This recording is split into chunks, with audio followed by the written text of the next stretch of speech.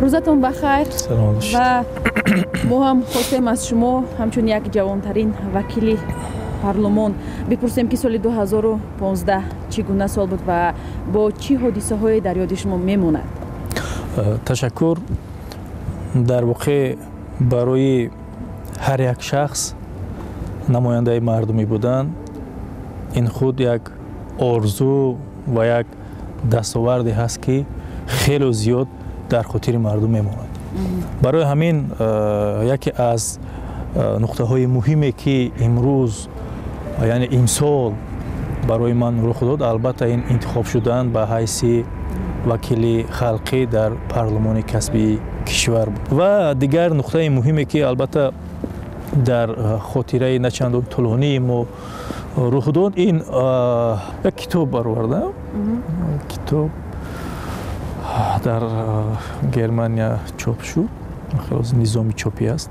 این کتاب اولینی است که خصوصیت بین المللی دارد.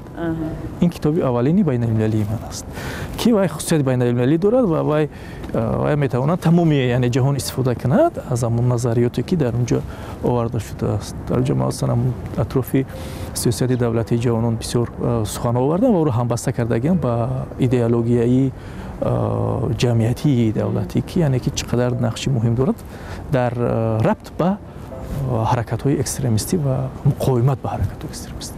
وکیل جوان هستید در پارلمان. باری آرزو میکردید که امروز در کرسی وکیل پارلمان میشینید و یک نماینده مردمی میشه؟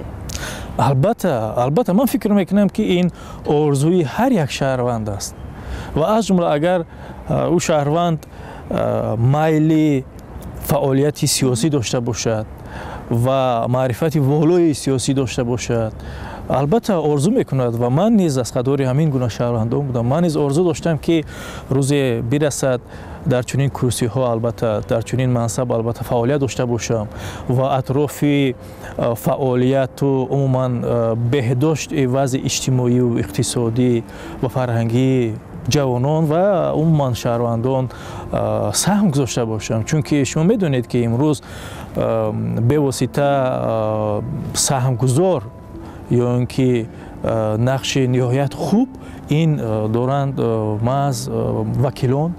واقعا این حرفا که وکیلان مردمی همیشه باید با خلق باشند. البته امروز هر آن چی میگن یا ناآرامی یا اینکه هر آن صحبت‌های ناموافق یا هر آن انگیزش حالت‌های انگیزشی که میشوند بیشتر در شهر جای‌ها هست.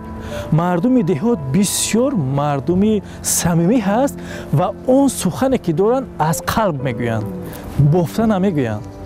باور کنید وقتی که ما صحبت میکنیم با مردم شهر جای‌ها و میرویم صحبت میکنیم با مردم دهات کلا فرق دارد.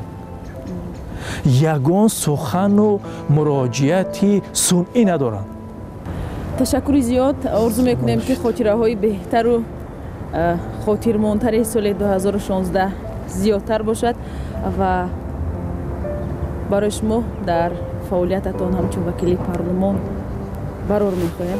سلامت باشید. تشکر. سلامت باشید. من نیز به تاجیکستانیان از جمله به کارمندان وسایل اخباری عامه چون که با عامه هستید شما. بله. با عامه هستید و جمعیت اساساً به اون خبرهای شما تکیه میکنه.